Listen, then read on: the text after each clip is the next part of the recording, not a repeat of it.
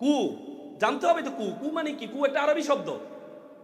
কোরআনে বলে কু আনফুসুকুম, মানে নিজেকে বাঁচাও। কু মানে বাঁচাও, আনফুসুকুম মানে নিজেকে। তার মানে কু মানে বাঁচাও, মিল্লা মানে জাতি, কুমিল্লা মানে জাতিকে বাঁচাও।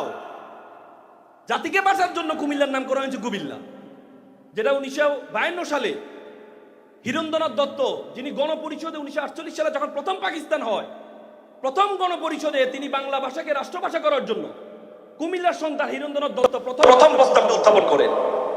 52 আমরা অবদান রেখেছি, 71 সালে আমরা অবদান রেখেছি। আমাদের পররাষ্ট্রমন্ত্রী ছিল কুমিল্লার সন্তান।